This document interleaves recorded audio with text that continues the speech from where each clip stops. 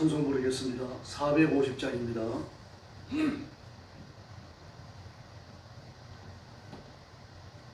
찬송가 450장 부르겠습니다.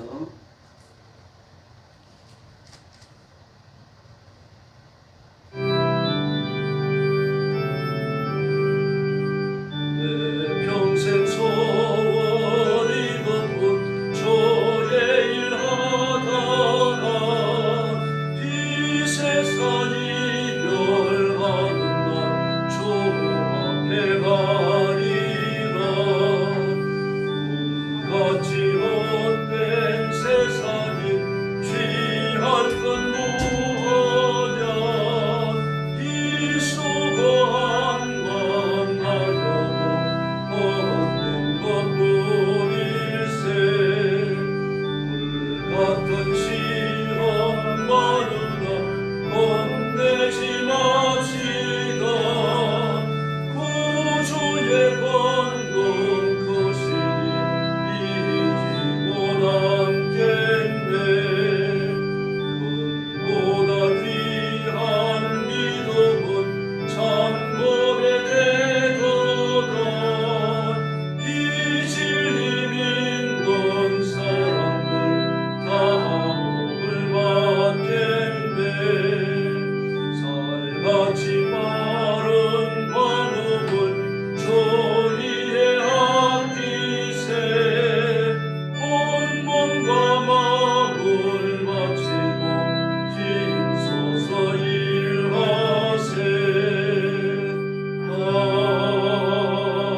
아멘. 451장 부르겠습니다.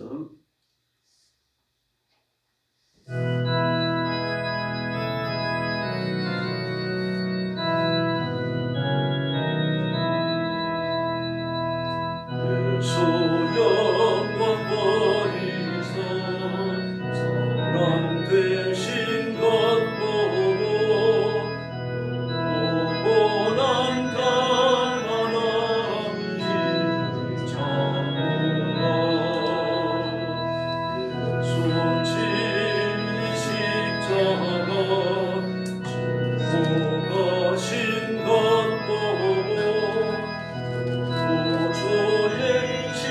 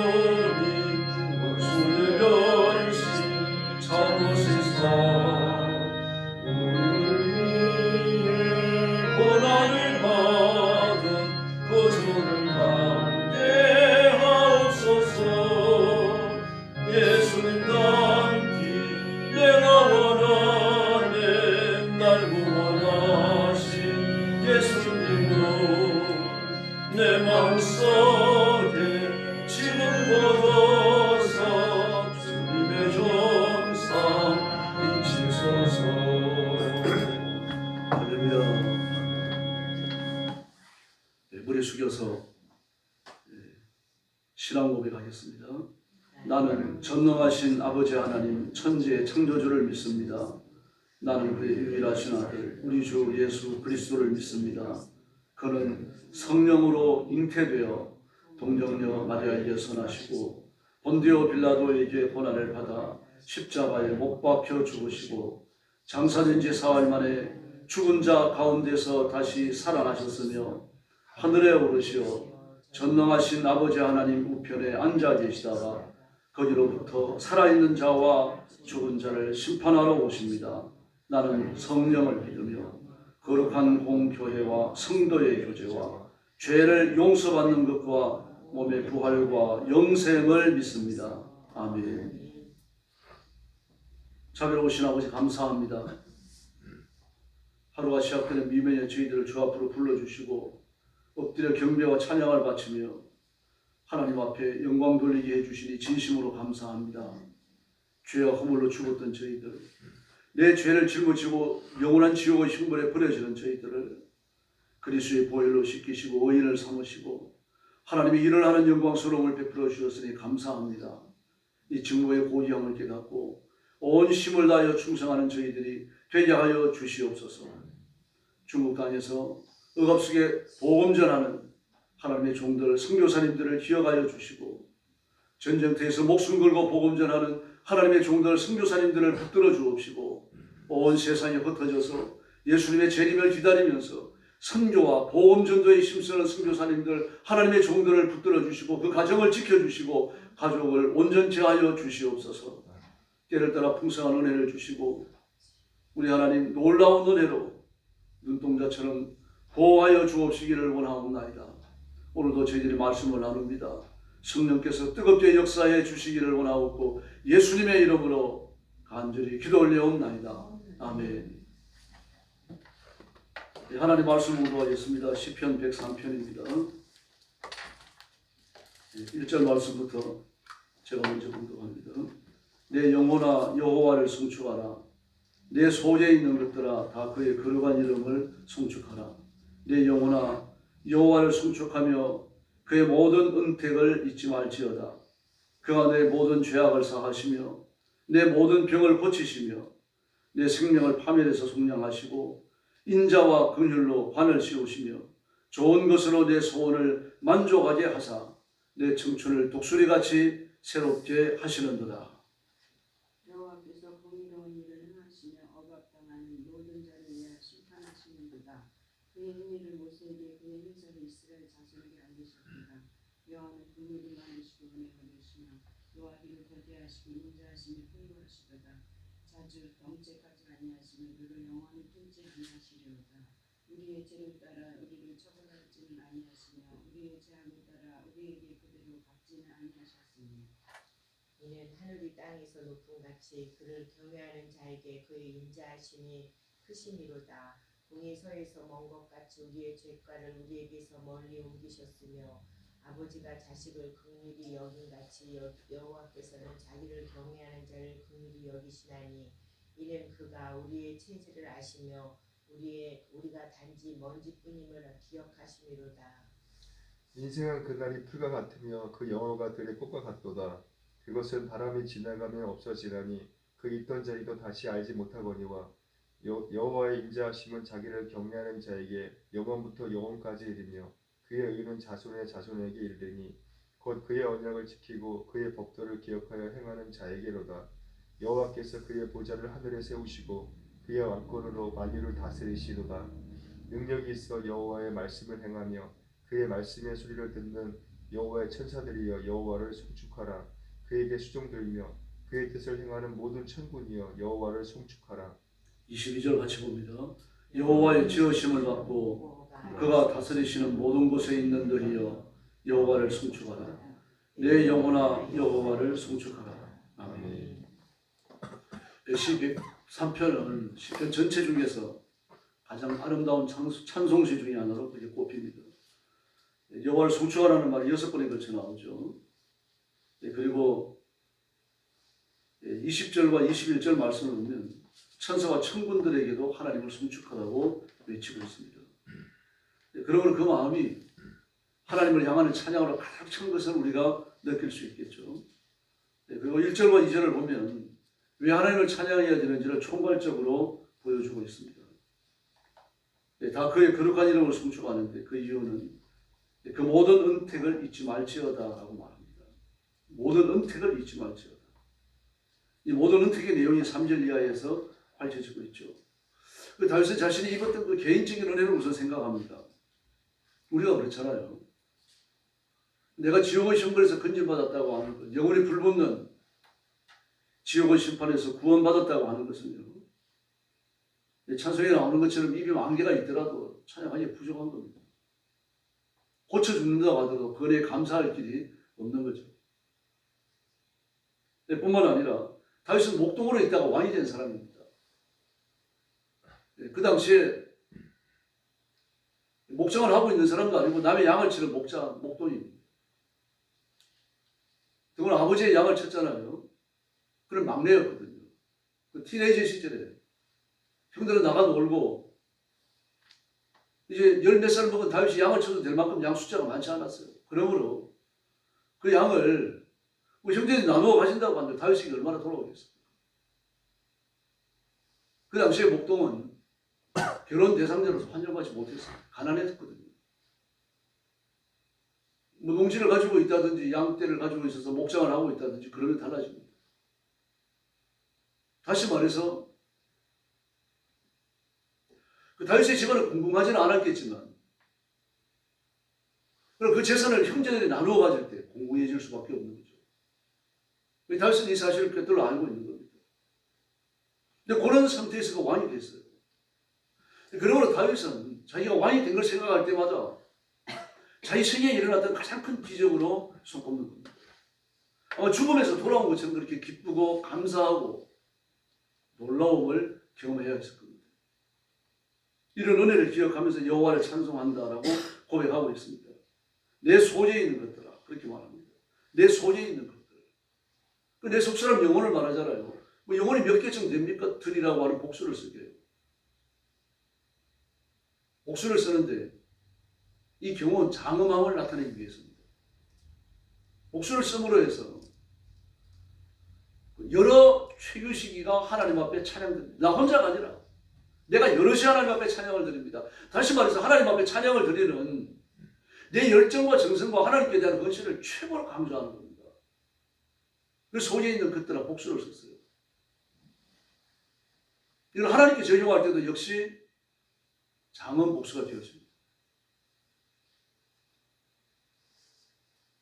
다윗은 그렇게 온 힘을 다하여 하나님께 찬양을 드리고 있는 겁니다. 그리고 하나님을 송축하라고 외칩니다. 내가 찬양을 드릴 뿐만 아니라 세상 온 만물을 향하여 여호와를 송축하라. 그렇게 외칩니다. 2절에서도 말하고 있죠. 내 영혼아, 그렇게 말합니다. 내 속에 있는 것들아 내 영혼아. 그리고 다윗의 이 찬송은 이론과 논리 책상 앞에서 얻어진 것이 아닙니다.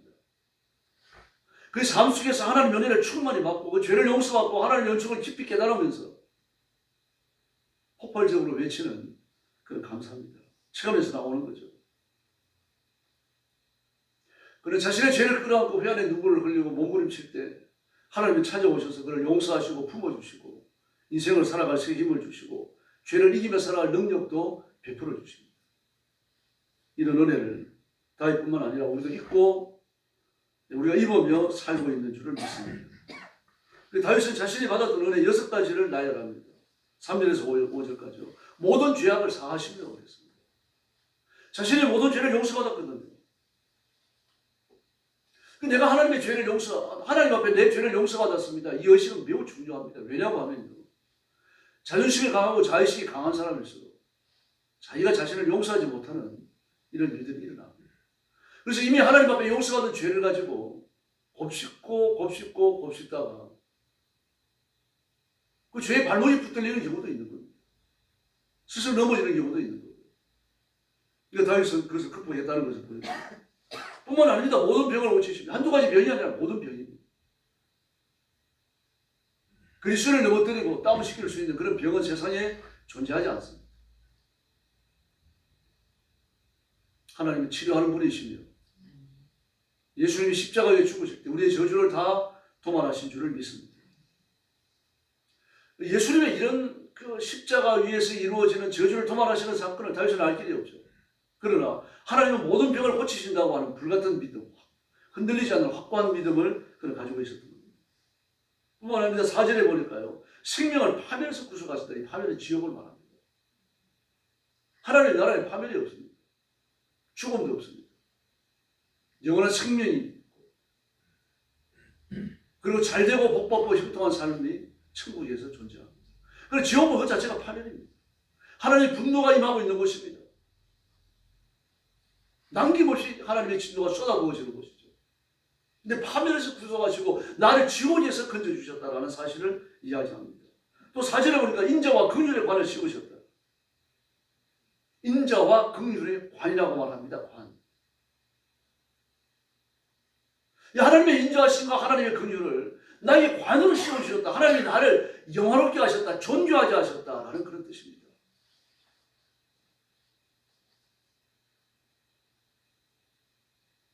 또 5절 말씀에 보니까 소원을 만족하게 하신다.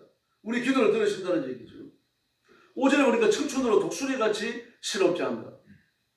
여기 33장 25절을 보면요, 독수리같이 회복된다라는 얘기를 소년의 때로 돌아간다, 그런 식으로 이야기했습니다. 소년의 때로. 지치지 않는다는 얘기입니다. 지치더라도 다시 새 힘을 얻고 일어선다는 이야기죠. 하나님 공급하시는 영생하는 생명일 뿐만 아니라 이 세상을 살아가는 분명한 지혜와 원동력도 공급받을 줄로 믿습니다. 이 윤리의식이 희미한 사람이 있습니다. 이런 사람은 죄를 지으면서도 큰 죄인 줄을 잘 모르죠. 매를 맞으면서도 하나님 앞에 매 맞는다라고 하는 자의식이 약합니다. 이런 사람들은 성숙한 그리스도인이 되기가 어려워요. 분명히 분별하고 그리고 정확하게 판단해야 됩니다. 그리고 분별력과 판단력이 어디서 옵니까? 우선 하나님께서 우리에게 우리의 지성을 새롭게 해주셔야 됩니다. 거듭나야 되면 성령님이 임하셔야 되는 겁니다. 이 두 가지가 선결 조건으로 갖추어져 있어야 돼요. 타락한 지성, 범죄에 붙들린 지성에서 분별력과 판단력이 나올 수 없습니다. 그러므로 거듭나야 하며 성령께서 그 인격을 붙들고 계셔야 됩니다. 그럼 그것만 갖고는 안 됩니다. 말씀을 부지런히 읽어야 돼요. 읽지 아니하고 연구하지 아니하고 배우지 아니하고 설교 말씀을 듣지 않는 말씀입니다. 그런 그리스도인은 멍청하게 신앙생활하기 쉽습니다. 정확한 분별력이 생기지 않으니까 판단력도 약해지는 것은 죄를 지으면서도 죄인 줄을 모르는 겁니다.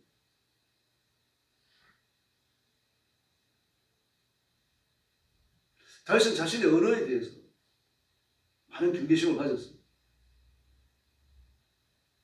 그래서 내 목구멍에 파수꾼을 세워주십시오, 그렇게 기도하잖아요. 이사야서 사실은 하나님의 성전 안에서 환상 중에 뵙고 제단에 푼 식불로 제 입술을 찢어주십시오, 그렇게 외칩니다. 성경 여러 곳에서 그리스도의 언어에 대해서 말하는데 야고보서에 반복해서 나오죠. 우리가 통제해야 될 정욕적인 지체 중에 하나가 입입니다. 그럼 입은 어디에 영향을 받습니까? 눈으로 보는 것에 영향을 받습니다. 무엇을 보느냐, 어떠한 것을 듣느냐, 이런 것들이 말을 하게 만들어요. 그러므로 말씀을 부지런히 읽고 하나님의 말씀에 자신의 지성을 내어 맡기고 하나님의 말씀으로 내 가슴에 채우고 하나님의 말씀으로 내 기억 속에, 뇌리 속에 채우는 사람은요, 분별력과 판단력이 정확해집니다. 그 다음에는요, 잘못된 거 버리는 거죠. 버리는 건 정죄하는 거죠. 그리고 하나님의 말씀을 대안으로 취하는 거죠. 다윗이 이게 있었어요. 그래서 그는 뭐라고 말합니까? 하나님을 회복하심에 대해서 간절합니다.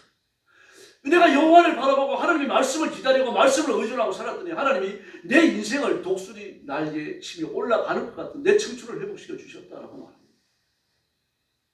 그리고 청춘의 회복이 단순히 젊어진다, 기력을 되찾는다, 그런 뜻이 아닙니다. 영적으로 충만하다는 뜻이죠. 성숙한 그리스도인으로 살아간다는 이야기를 이렇게 하고 있는 겁니다. 그러므로 하나님의 사람들이 하나님의 은혜를 입을 때 성경의 약속 또한 내 것이 될 줄로 믿습니다. 아담은 선악을 알게 하는 나무의 열매와 관련된 언약을 받았어요. 이걸 먹는 날에 네가 정녕 죽는다. 언약이잖아요. 하나님께서 선악의 열매를 먹지 않으면 어떻게 된다 이 말씀을 안 하십니다. 이걸 먹는다는 정령 죽는다. 이거 왜 그렇습니까? 이 언약의 말씀들을 전부 이해할 수 있는 지성이 준비가 갖춰지지 않았기 때문입니다. 그러므로 이 말씀을 따라 살다 보면, 말씀을 지키며 살다 보면 지혜롭게 되어지는 겁니다.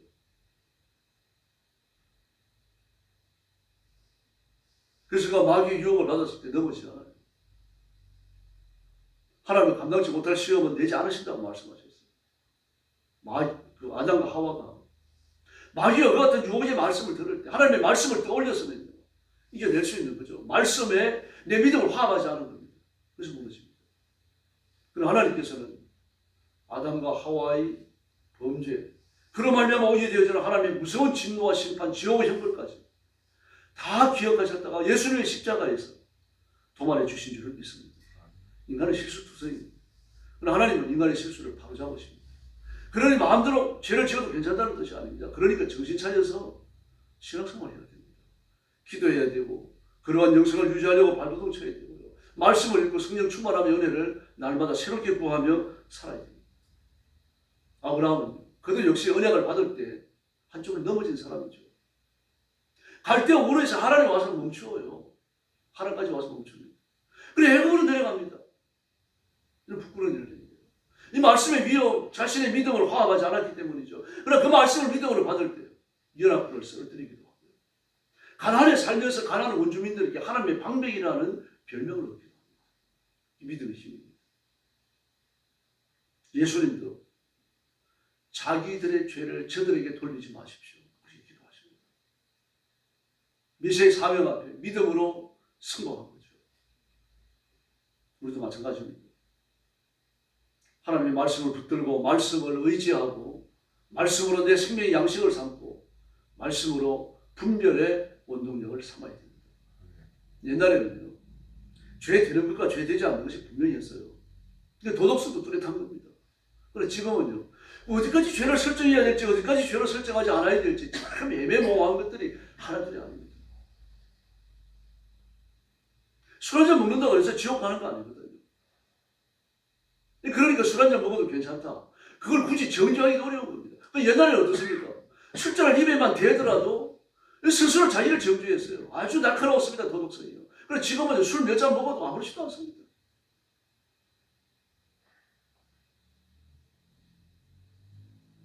어떤 사람은 그럽니다. 담배를 피면서. 담배 피라는 말이 성경에 어디 있느냐. 술 먹지 말라는 말은 있기 때문에 내가 술을 안 먹는다. 담배 피라는 말이 어디 있느냐. 그럼 마약하지 말라는 말은 있습니까? 성경이에요. 그 사람이 사용하기 아주 복잡해지다가 보니까 다양한 환경에 부딪히는 겁니다. 이런 다양한 환경에서 하나님 말씀대로 살아가기 위해서는 말씀을 읽을 수밖에 없습니다. 그래야 분별할 수 있고 판단할 수 있는 겁니다.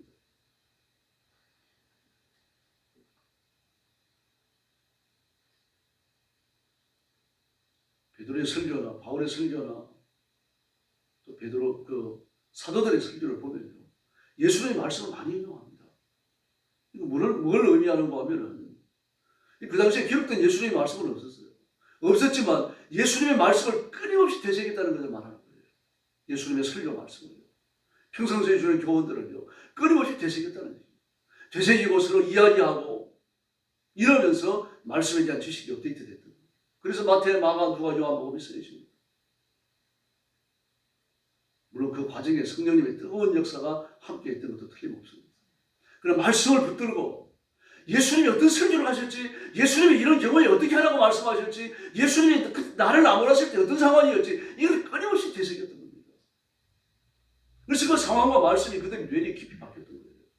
이 기록된 게 성경입니다. 오늘 새벽도 잘 나오셨습니다. 하나님의 말씀을 다시 묵상하시고 말씀의 깊은 세계로 들어가셔야 됩니다.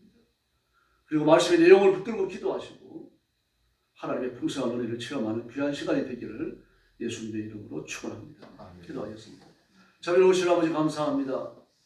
이 땅에 살아가는 저희들을 외롭게 그냥 버려두지 아니하시고 성령님을 보내셔서 내 누추한 육신을 궁궐로 삼고 살게 해주시고 내가 그 성령님의 인도하심과 비침을 얻어서 인생을 살도록 도와주셨으니 진심으로 감사합니다. 성령님의 비침을 얻어서 말씀을 읽을 때 이해되게 하시고 이 말씀이 은혜가 되게 하시고 나는 말씀의 깊은 세계로 들어갈 수 있도록 역사하여 주옵소서. 이 말씀으로 내 인생을 분별하며 이 말씀으로 이 세상을 판단하고 하나님의 말씀을 정직하게 실천하며 살아갈 수 있도록 도와주시옵소서. 구차의 범죄의 구실을 찾지 않도록 해주시고 죄 짓고 나서 구차의 이유를 둘러대지 않도록 도와주시고 하나님 앞에 정직하게 엎드려 기도하고 다시는 죄를 짓지 않겠다고 뜨겁게 결심하면서 하나님의 성결을 성취하며 살아가게 하여 주옵소서. 사랑하는 성도들을 가슴에 품으시고 하늘의 복을 주시기를 원합니다. 신령한 은혜를 주시기를 바랍니다. 그 가족이 다 예수 믿어 구원받게 하여 주시기를 원합니다. 믿다가 낙심하고 안 나오는 가족들까지 신앙의 새 출발을 하게 하여 주시옵소서. 오늘도 주 앞에 엎드렸습니다. 기도에 힘을 주시고 기도의 능력을 주시고 기도의 권능을 허락하여 주옵소서. 예수님의 이름으로 간절히 기도 올리옵나이다. 아멘. 주님 가르친 기도 드리겠습니다. 하늘에 계신 우리 아버지, 아버지의 이름을 거룩하게 하시며 아버지의 나라가 오게 하시며 아버지의 뜻이 하늘에서와 같이 땅에서도 이루어지게 하소서.